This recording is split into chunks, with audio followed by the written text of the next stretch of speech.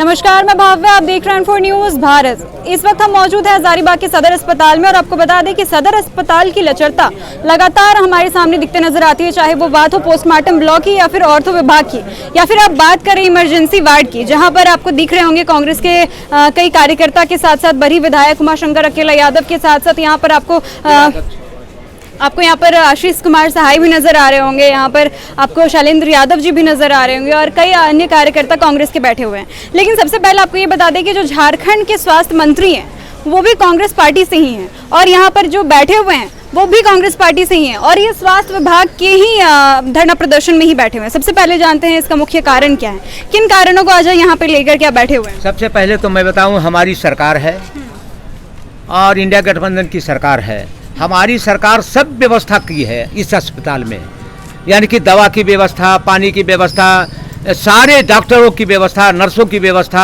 कर्मचारियों की व्यवस्था, सब व्यवस्था कराई है। फिर आपका यहाँ बैठने का कारण? मेरा कहना है कि हमारी सरकार को बदनामी किया जा रहा है। यहाँ के व्यवस्थापक लोग, हमारी सरकार की बदनामी हो रही है और सरकार की बदनामी को मैं बर्दाश्त नहीं कर सकता हूँ।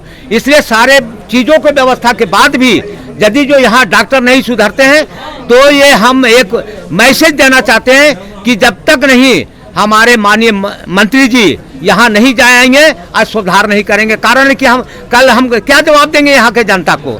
यहाँ तो जनता रो रहा है। अब प्लास्टर करने में 600 रुपया मांगा जा रहा है, एक्सरे करने में 800 रुपया मांगा जा रहा है। तो हमारी सरकार की बदनामी है ना। और सब हम लोग फ्री, बीपीएल परिवार को फ्री कर दिया है। और यहाँ के हमारे शैलेंद्र जी जिलाध्यक्ष जी हैं, पिंकू सहाय जी आ गए हैं, कोडरमा से आ गए हैं जिलाध्यक्ष, पूर्व जिलाध्यक्ष हमारे सहाय जी आ गए हैं। सारे क्या नाम है तुम्हारी, कोमल जी यहाँ आ गई हैं। सारे हमारे कांग्रेस पार्टी के इसलिए बैठे हैं कि हम सारे चीज व्यवस्था जब दिया है, हमारी सरकार सब कुछ दे रही है, तो यहाँ सबसे बड़ी गलती यहाँ के लोगों को, डॉक्टरों को है, नर्सों का है, यहाँ के स्टाफों की गलती है, जिससे हमारी सरकार की बदनामी हो रही है। आप यहाँ किस कारण से बैठे हुए हैं? मैं तो कह दिया ने, आप यहाँ पे व्यवस्था को लेकर सुधारने को, लेकिन अभी आपका मुख्य कारण क्या है? अरे मुख्य कारण है, मैं अब जब यहाँ आया तो मैंने देखा कि बहुत सारे बेडों पर चादर नहीं है। उसके बाद में एक बेचारे हमारे पर दौड़े दौड़े आया, उसका छोटा इतना बच्चा था, उसका हाथ टूटा हुआ था और उससे पैसा मांगा जा रहा था। और कहवा दिया मैंने, डॉक्टर के सामने कहवा दिया। कई पत्रकार लोग यहाँ उनको दिया बैठ, एगो एक्सरे मशीन में कहा तुमको 800 रुपया लेंगे। जब पैसे के यहाँ खेल हो रहा है तो हमारे जैसे विधायक बनने का कोई औचित्य नहीं बनता है जब तक विरोध नहीं करें। इसलिए मैं बैठा। विधायक है, आप यहाँ पे आकर के डॉक्टरों से आपने बात किया होगा, यहाँ पे जो व्यवस्था टीम है उनसे बात की होगी, क्या रिस्पांस मिला? कोई रिस्पांस नहीं, सब बेलगाम घोड़ा है, सारे बेलगाम घोड़ा है। डॉक्टर कहता है कि आप यहाँ हल्ला करिएगा, बताइए, पेशेंट रो रहा है, पेशेंट चिल्ला रहा है और डॉक्टर कहता है कि यहाँ आप कैसे हल्ला कर सकते हैं। ये बेलगाम यहाँ डॉक्टर लोग हैं, बेलगाम घोड़ा को लगाम देना है हमको। मतलब स्वास्थ्य मंत्री का यहाँ पर, मतलब कि स्वास्थ्य जो केंद्र जो संभालती है उसकी कोई गलती नहीं है, यहाँ पर गलती डॉक्टरों की है। यहाँ स्टाफ की गलती। हम तो सारे, हमारी सरकार सब चीज आपको कह रहे हैं, हमारी सरकार सब व्यवस्था दे रही है, लेकिन यहाँ जो डॉक्टर हैं, व्यवस्थापक हैं, उनकी गलती के कारण आज हमको धरना पर बैठना पड़ा। सरकार लगता है यहाँ के डॉक्टरों को कि आप ही की सरकार है, उसको डर अब नहीं लगेगा। चिंता क्यों करते हैं? देखिए एक बात बता देते हैं, आप लोग तो अभी बता देते हैं, डर उसको अब लगेगा ना कि यहाँ लोग जिंदा लोग हैं, मुर्दा नहीं है हजारीबाग।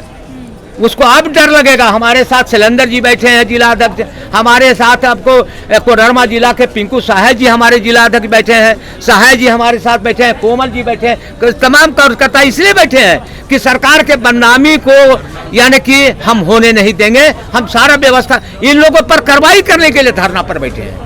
कब तक धरना पर बैठे हैं? आप कह दिया धरना पर बैठेंगे और जब तक सुधरे नहीं है, और एक दिन के बाद पुनः आमरण अनशन करेंगे। आमरण अनशन जब तक नहीं सुधारेगा, जब तक मैं भूखा रहूंगा, जब तक सुधार नहीं होगा तब तक करता रहूंगा। मतलब कि इसके लिए जितना भी वक्त लगे आप अन्न का एक दाना भी नहीं खाएंगे? अच्छा एक बात बताओ कि हमको विधानसभा काहे को भेजा है? लोग ऐश करने के लिए तो नहीं, एसी में सुतने के लिए तो नहीं, जनता के काम करने के लिए हमको विधानसभा में भेजा गया है। अब मैं वहाँ भी हम बोलते हैं कि सुधारिए, तो आज मैं सुधार के रहूंगा। और उसके बाद अभी तो एक दिन देखो, अभी तो 1 घंटे ही हुआ है, अभी एक दिन 12 घंटे होंगे, 24 घंटे होंगे, तब हम डिसीजन लेंगे कि आमरण अनशन करना है कि नहीं। मैं लगता है कि कल तक हो ही जाएगा।